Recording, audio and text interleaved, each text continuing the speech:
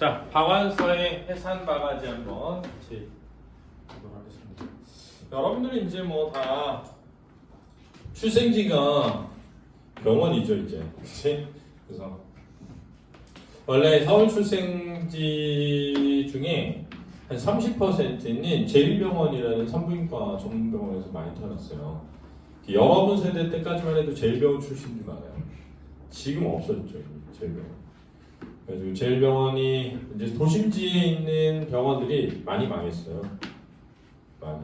그래가지고 이유는 이제 뭐 서울의 4대 병원, 그러니까 삼성제일병원, 삼성병원, 강남에, 그다음에 이제 서울대병원, 대학병원들, 고대병원, 연대병원 이런 데 외에는 거의 다 망해서 최근에 인제백병원 망했습니다. 그래가지고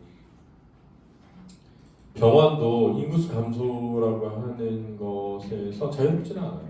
그래가지고 물론 망했다고 해도 의사들이 망하진 않죠. 근데 이제 왜냐하면 의사들은 이제 국가가 이제 의학이라고 하는 거를 굉장히 이제 중요하게 여기고 그걸 대접을 해주는 거예요. 그래서 국가가 아무나 의사를 할 수 없도록 해주고 그 다음에 그 시험을 엄격하게 만든 다음에 그걸 통과한 사람만이 의사가 될 수 있도록 하고 대신에 이제 의사들은 급여를 대부분 어디서 돈을 받는 거냐면 의료보험공단으로부터 받는 거예요. 의료보험공단으로부터. 그러니까는 예를 들면 내가 어떤 시술을 하거나 뭐 어떤 수술을 하거나 이랬을 때 그 개인한테 받는 게 아니라 개인한테 일부 5%에서 10%, 20% 나머지는 다 의료보험공단에서 나가는 거예요. 그게 다 의료보험공단은 다 전 국민이 내는 돈을 받는 거예요. 그래서 의사는 사실은 이제 국가가 필요로 하는 어떤 일에 의무적으로 봉사할 의무가 있어요. 국가가 보호해주는 거예요. 너는 먹고 살 수 있게 해줄게. 돈 걱정 없이. 대신 이제 너는 올바른 의술 행위를 해야 돼라는 거죠. 근데 이제 최근에 이제 코로나 겪으면서 의료 체계, 의료진이 부족하다는 걸 느껴가지고 의사 정원을 늘리려고 하고 있죠. 그러니까 이제 의사들이 반대를 많이 하죠. 왜냐면은 이게 국민들이 건강을 이제 지키는 것과 의사들 개인의 어떤 생계가 유지되는 것 사이에 인간은 당연히 자기 이익 중심으로 생각하게 됩니다. 그리고 코로나 같은 팬데믹이 또 올 수는 있지만 이제 그런 게 없다면 의사가 적은 게 아닐 수도 있죠. 많아질 수도 있죠. 그러면 이제 변호사나 뭐 이런 사람들처럼 경쟁이 치열해지고 먹고 살기 힘들어질 수도 있으니까 저는 개인적으로는 충분히 이해를 합니다. 그래서 어쨌든 지금 그런데 지금 이 내용은 이제 집에서 해산하던데 병원에서 아이를 낳던 때가 아니라 집에서 아이를 낳던 때에 이제 해산을 준비하는 과정에서 이제 할머니들이 어떤 마음가짐으로 아이를 대했는가라는 것을 통해서 우리가 인간을 어떻게 대해야 되지? 라는 걸 주제로 지금 다루는 작품이 바로 이 작품 되겠습니다. 그렇죠? 같이 해볼게요. 그래서 제재가 해산 바가지고요. 사회 비판적이라는 것은 어떤 생명에 대한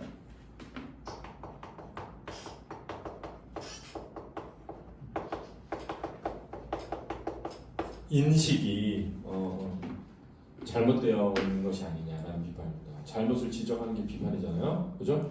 그러니까 이 글이 이제 어떤 치매에 걸린 한 노인분에 대한 인식을 통해서 우리 사회가 이 생명의 소중함, 생명의 고귀함에 대한 인식이 좀 잘못된 것이 아닌가라는 걸 비판하고 있고요. 생명 탄생에 대한 경건한 자세에 대한 걸 주제로 다루고 있습니다. 자, 한번 본문을 보면서 보죠. 앞부분의 줄거리 보면 나는 어느 날 친구의 부탁으로 친구의 며느리가 출산한 후 입원한 병실에 함께 갑니다. 병실에서 나는 며느리가 둘째 아이도 딸을 낳았다고 불쾌하는 친구의 친구와 미안해하는 친구의 사돈 사이에서 어색한 위치에 놓입니다. 나의 경우는 딸을 넷이나 출산하면서도 그때마다 싫은 내색 하나 없이 사랑으로 손녀를 돌보셨던 시어머니가 계셨기 때문입니다. 친구 부탁으로 친구 며느리가 출산한 입원 병실에 갔어요. 근데 병실에서 이 며느리가 둘째도 딸이라고 친구가 좀 불쾌한 거야. 미안해하는 친구의 사돈 을 보면서 어색한 위치에 놓이는 거죠. 그렇죠? 그 덕분에 나는 인간을 남성과 여성으로 나누는 것이 편견이라고 생각하면서 시어머니를 존경하며 살아왔습니다. 그런데 어느 날 시어머니가 치매에 걸리게 되면서 분위기에 가까운 그분의 행동 때문에 나는 점점 지쳐가죠. 이제 갈등이 시작되는 거죠. 그분의 앞 집에 드나든 파출부가 어느 날 나한테 이런 소리 했다. 세상 사람들이 눈이 멀어도 분수가 있지. 왜 사모님 같은 분을 효부 표창에서 빠뜨리느냐 말이에요. 별거 아닌 사람들이 다 효자, 효녀, 효부라고 신문에 나고 상금도 타던데. 그 여자가 순진하게 분개하는 소리를 들으며 나는 나의 완벽한 위선에 절망했다. 나는 막다른 골목에 쫓긴 도둑이 사리를 품고 돌아서듯 그 여자에게 돌아서서 무서운 얼굴로 말했다. 오늘 우리 어머니 목욕을 좀 시키고 싶은데 아줌마가 좀 도와줘야겠어요. 그러면요, 도와드리고 말고요. 목욕탕에 물 받으세요. 나는 벌써부터 내 속에서 증오와 절망적인 쾌감이 지글지글 끓어오르는 걸 느끼고 있었다. 아줌마 보는 앞에서 시어머님의 옷부터 벗기기 시작했다. 조금도 인정사정 두지 않고 거칠게 함부로 다루었다. 목욕을 한번 시키려면 아이들까지 온 집안 식구가 총동원되어 좋은 말로 어르고 달래가며 아무리 참을성 있고 부드럽게 다루다가도 종당에 결국 다소 폭력적으로 굴어야 그게 가능했다. 결국 그러나 이번엔 처음부터 폭력적으로 다루기로 작정하고 있었다. 자, 이게 중요한데 왜 처음부터 폭력적으로 다루기로 작정한 거지? 자신이 그지? 뭐가 아니라는 걸, 효부가 아니라는 걸 보여주려고, 보여주려고. 그렇죠? 누구에게? 일하는 파출부 아줌마. 그렇지? 자, 자신을 효부라고 보는 파출부 아줌마는, 그렇지? 나를 제대로 알고 있는 게 아니야 라고 생각하는 거지. 이해되니? 무슨 말인지 알겠지? 잘 이해해야 돼. 자, 나는 시어머니에게 잘 해왔어요. 그렇죠? 잘 해왔는데 점점 뭐 하기 시작해?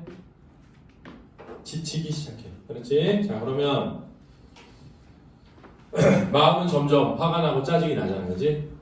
그러면 그런 시어머니가 밉고 싫잖아. 그지? 그런데 겉으로는 그러지 않은 척 해왔잖아. 그지? 그런 자신이 뭐라고 생각한 거야? 위선자라고 생각하고 있단 말이야. 알았지? 그런데 파출부 아줌마가 나한테 너무 착해요 이러니까 내가 착하다고? 사실 나 진짜 너무 싫거든? 한번 보여줄리라. 이렇게 마음 먹은 거야. 이랬지? 요걸 잘 이해해야 돼. 그분은 내 살기등등한 태도에 뭔가 심상치 않은 걸 느끼고, 그분은 누구야? 파출부 아줌마야. 그 어느 때보다도 심한 반응을 했다. 그분은 시어머니. 믿을 수 없을 만큼 강한 힘으로 저항했지만 나 역시 거침없이 증오를 드러내니까 힘이 무럭무럭 솟았다. 옷 한 가지를 벗겨낼 때마다 살갗을 벗겨내는 것처럼 절절한 비명을 질렀다. 보다 못한 아줌마가 제발 그만두라고 애걸했다. 알지 못하면 가만히 있어요. 이 늙은이는 이렇게 해야 돼요. 자, 여기서 이 늙은이는 누구지? 시어머니인데, 시어머니에 대한 호칭을, 이 늙은이 지칭을 이렇게 했잖아. 이 늙은 지칭, 호칭이 아니라 지칭이야. 지칭을 이 늙은이라고 한 것은 일부러, 알았지? 일부러 증오를 드러내기 위해 쓴 말인 거지. 알았지? 됐니? 일부러 증오를 드러내기 위해, 나 우리 시어머니 진짜 미워해 라는 걸 드러내기 위해 쓴 표현이야. 나는 식은되며 말했다. 그리고 아줌마는 내 일을 도울 것을 명령했다. 너희는 겁에 질려 목신 소리로 갓난아기 처럼 울었다. 발가벗긴 노인은 번쩍 들어 탕수에 집어넣고 다짜고짜 때를 밀기 시작했다. 나 죽는다, 나 죽어, 전혀이 나 죽인다. 너희는 온 동네가 떠나가게 비명을 질렀다. 나는 그러면 그럴수록 더 모질게 때를 밀었다. 너무하세요. 그렇게 아프게 밀 게 뭐 있어요? 아줌마가 노인의 편을 들었다. 그녀는 이제 아무 도움도 안 되었다. 혼비백산한 얼굴로 구경만 했다. 자, 이 혼비백산한 이유는 평소와 다른 나의 것 때문이야? 태도 때문이지. 자, 그러니까 이런 거죠. 자, 잘 봐. 치매 노인을 멀리서 보는 아줌마는, 그렇지? 치매 노인을 멀리서 보는 아줌마는 그렇게 할 필요 없지 않나? 라는 생각을 하는 거야. 그렇지? 치매 노인을 가까이에서 보시는 나는 그렇게 해야만 되는 거야. 그렇지? 자, 치매 노인을 가까이 보시려면 그런 감정들을 다 뭐 해야 한다? 벗어 버려야 한다. 이렇게 생각하는 거지. 이해되니? 그렇지? 그래서 그런 감정들을 다 벗어버려야 한다는 걸 모르는 파출바지만은 너무하다고 생각할 수 있지만, 그렇지? 이 글을 쓴 서술자는 그래야 한다고 생각하는 거죠.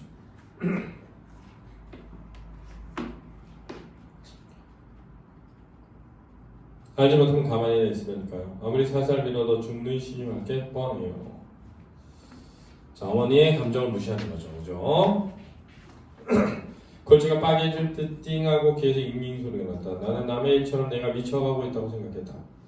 골 속에 아니 온몸에 가득 찬 건 증오뿐이었다. 이 증오의 핵심은 이제 그런 거죠. 사실은 치매에 걸린 시어머니에 대한 미움도 있겠죠. 치매에 걸린 시어머니에 대한 증오, 미움이야. 알았지? 자습서에는 아마 대부분 그렇게 써있을 거야. 하나님, 저는 개인적으로는 이 미움의 본질은 치매에 걸린 노인에 대한 미움이 아니라 그 치매에 걸린 노인을 대하는 나의 태도에 대한 미움이 더 커. 그렇지? 그랬어? 왜? 내가 더 이상 견딜 수가 없는 거야. 내가 이것밖에 안 된다는 미움이 있는 거야, 인간은 항상. 그렇지? 그런데 나는 자꾸자꾸 증오를 불어넣고 있었다. 마치 터뜨릴 작정을 하고 고문풍선을 물듯 자신이 고문풍선이 된 것처럼 파멸 직전의 고통과 절정의 쾌감을 동시에 느끼고 있었다. 벼랑과 아찔하면서 온몸에 힘이 축 빠졌다. 그런 중도에도 나는 냉혹한 미소를 잃지 않았다. 이래도 나를 효부라고 할 테냐? 라고 묻고 싶었다. 자, 이게 이렇게 한 이유죠. 그렇죠? 누군가가 나를 효부라는 말을 하는 것. 세상이 나를 너무 몰라. 그래서 날 제대로 알려줘야지. 이런 뜻도 있겠지만 잘 생각해봐.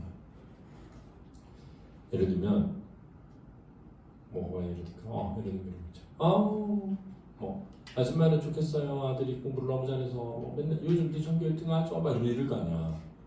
근데 사실 요즘에 전교 1등 못해. 들어봐. 전교 1등 못해. 근데 굳이 말하고 싶지 않을 수 있잖아. 왜냐면 다 그렇게 알고 있는데 내가 막 그렇다고 한 것도 아니고 아니야 이제 뭐 요즘 잘 못해 막 이렇게 말해. 그냥 얼버무려서 아유 또 못한다고 거짓말한다 막 이러는데 굳이 안 말해. 그럴 수 있잖아. 그럴 수 있잖아. 근데 잘 생각해봐. 나 예전에 우리 아들은 너무 착해서 이런 얘기를 할 때 기분이 좋으면서도 한편으로 나 안 착한데 나 사실 안 착한데 그러니까 자꾸 고민하게 되는 거야. 나 착해야 되나? 나 착해야 되나? 이런 거 있잖아 약간. 그러니까 나를 그 틀 안에 뭐 하는 거야?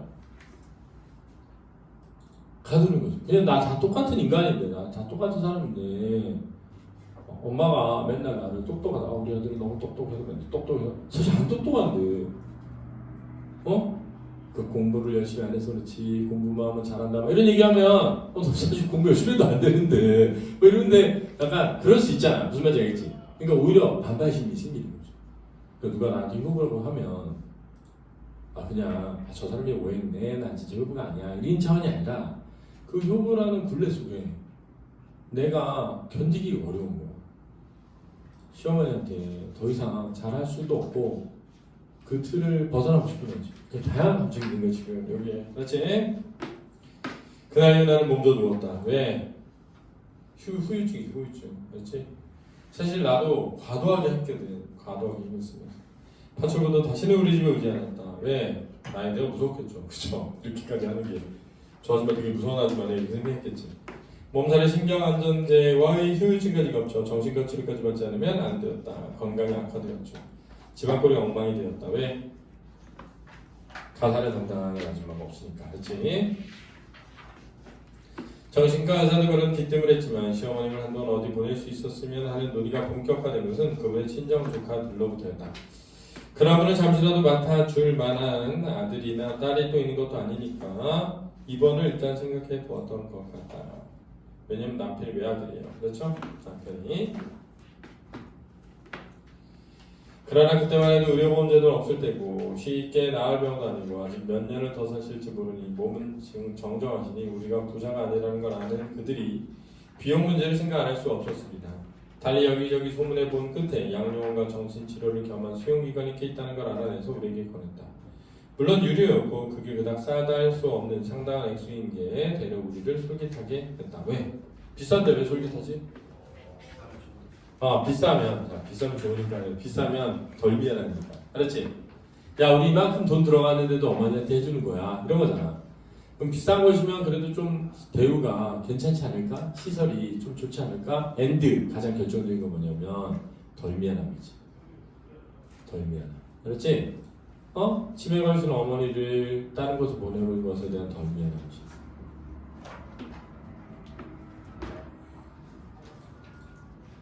경치 좋고 공기 좋은 한적한 시골, 정갈한 거처에서 비슷한 처지끼리 가벼운 운동과 이런저런 이야기를 소일하며 적절한 치료도 받을 수 있는 노인들의 천국이 꼭 있을 것 같았다. 우리는 물론 면회를 자주 갈 테고 또 그 자주 그분을 가정으로 초대할 테고 상태를 봐가며 퇴원도 시킬 수 있으리라. 자, 이거는 전부 자기 합리화죠. 그죠?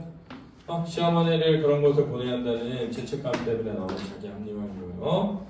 이런 꿈을 꾸며 남편이 직접 일요일마다 그런 수용기간 중에 시설이 괜찮다고 소문난 데를 찾아나였다. 그러나 번번이 기대에 어긋나는지 남편은 일요일마다 초죽음이 되어서 돌아왔다. 어떻냐고 캐 물으면 몬도가네야 몬도가네.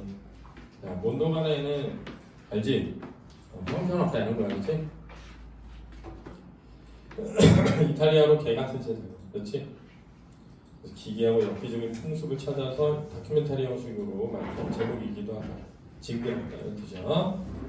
하는 대답이 고작이었다. 남편이 노인들의 천국을 단념하고 나도 십자가를 다시 질 만큼 건강을 회복해갈 무렵에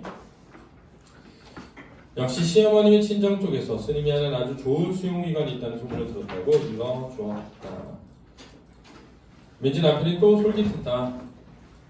불교 쪽보다는 기독교 쪽에서 하는 기관이 안 낫겠어요? 그건 그냥요. 기독교 계통이 학교도 더 많이 짓고 경영도 더 잘하는 것 같아서요. 나는 약간 근거 힘박한 소리를 했다.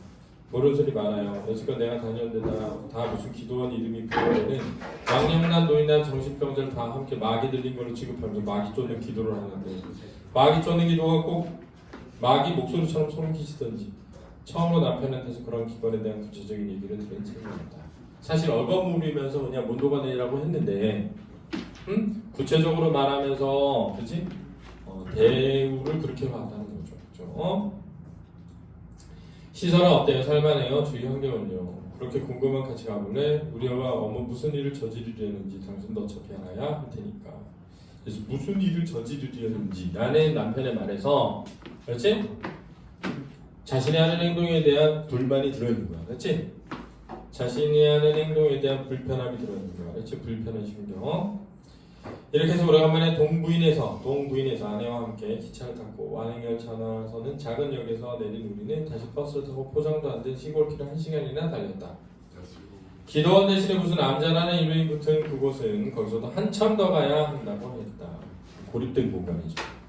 고립된 공간. 마침 가을이었다. 논에서 벼가 누렇게 익어가고 경운기가 겨우 다닐 정도의 소록가인 작은 길. 코스모스가 한창 보기 좋게 끝없이 피어있었다. 우선 코스모스 길을 말없이 타박타박 걸었다. 남편이 윗도리를 벗어들었다.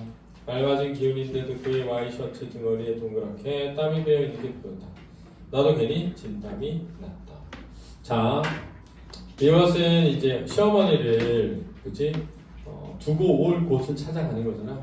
그런 행동에 대한 불편함이 있는 거지, 그렇지?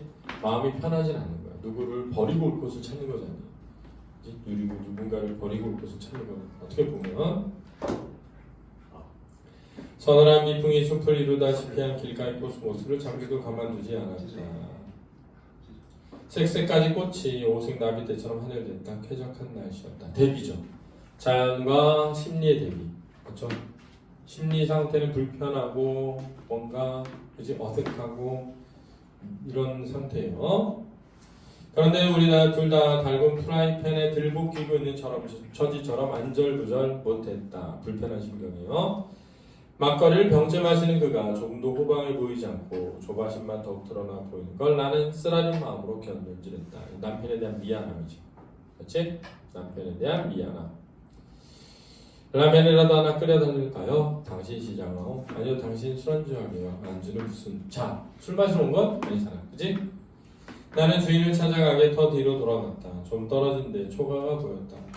초가지붕 위에는 방금 떠오른 보름달처럼 풍만하고 잘생긴 박이 서너 덩이 의젓하게 자리 잡고 있었다. 자, 이 박은 과거 해상의 매개체가 됩니다. 과거 해상의 매개체가 되고, 여기서 박 좀 봐요. 해산 바가지 하면 딱 좋겠네. 자, 이게 사건 전환의 매개예요. 소재. 나는 생뚱한 소리로 환성을 질렀다. 헌호성. 해산 바가지? 남편이 멍청하게 물었다. 그래요, 해산 바가지요. 실로 오래간만에 기쁨과 평화와 삶에 대한 믿음의 샘물처럼 깨우는 것을 느꼈다.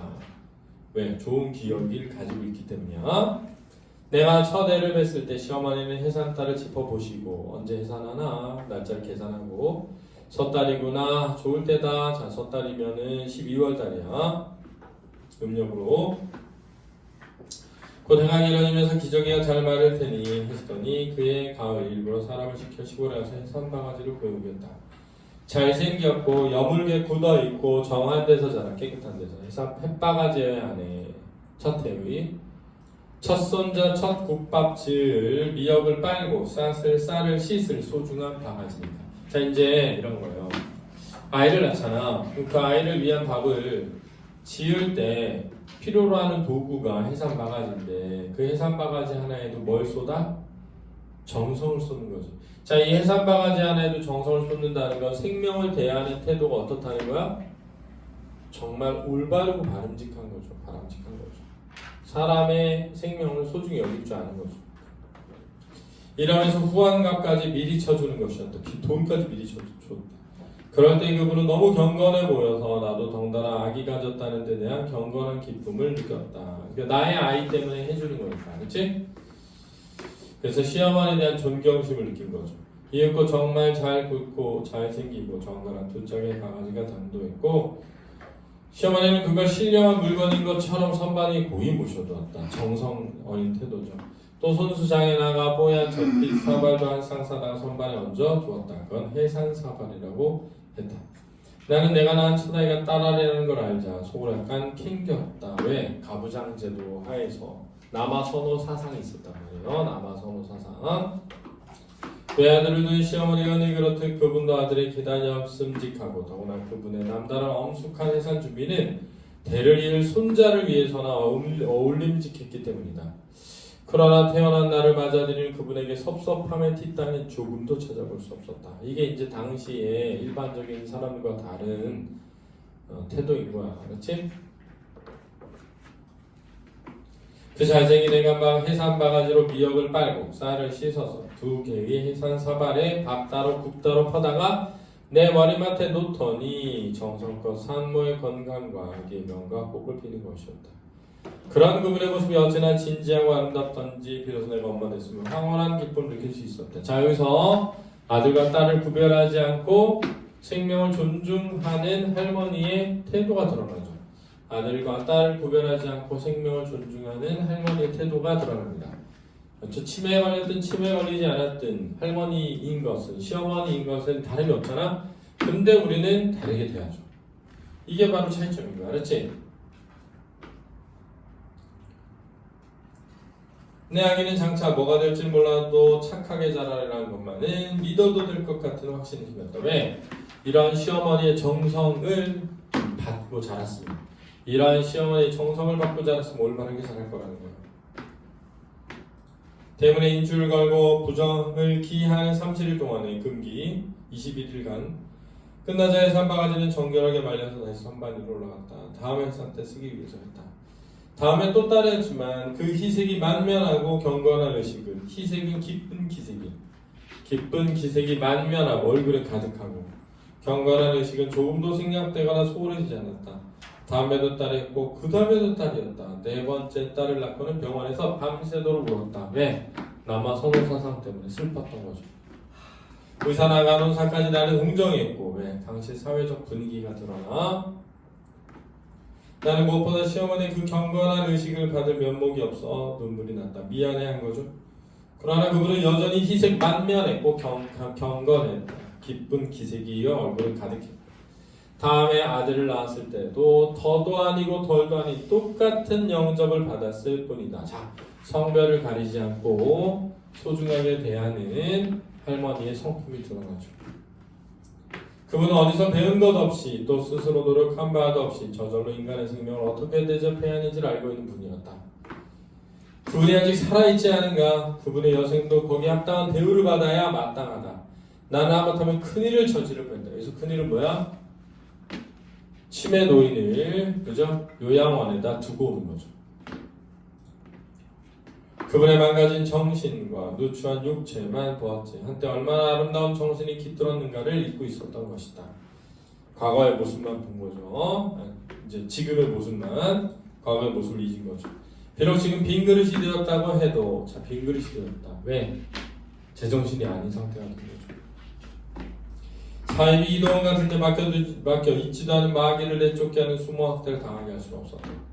나는 남편이 막걸리 병을 다 배우기도 전에 길을 재촉해 오던 길을 되돌아섰다. 자, 되돌아섰으니까 어머니를 그치 요양원에 보내지 않기로 다짐했죠.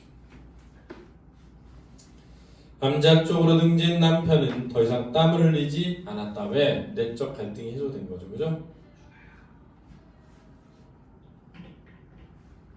시어머니는 그 외에도 3년을 더 살고 돌아가셨지만 자, 이 부분에서 서술하는 시점과 서술된 시점 사이에 뭐가 존재한다?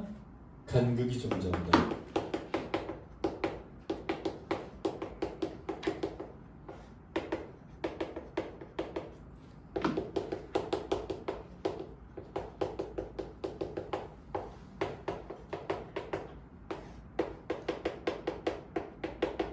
즉 지금 글쓰기는 과거를 뭐하고 쓴 거야? 회상하고 쓴 것입니다. 그렇죠? 과거를 회상하여 쓴 겁니다. 그렇죠?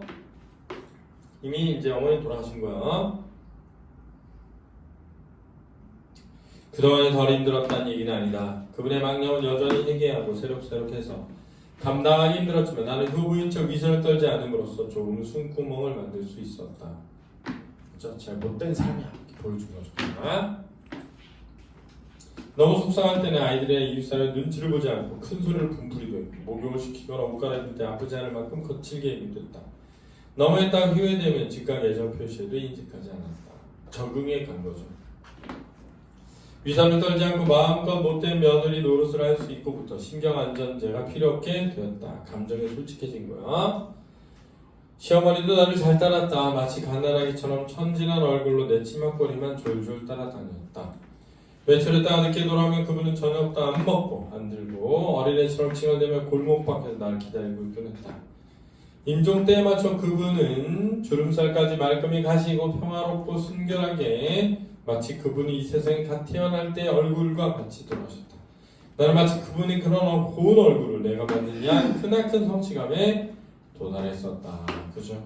마지막은 그지? 요양원에서 보내지 않도록 한 것에 대한 다행과 뿌듯함이 드러난다고 할 수 있겠습니다. 이해되니?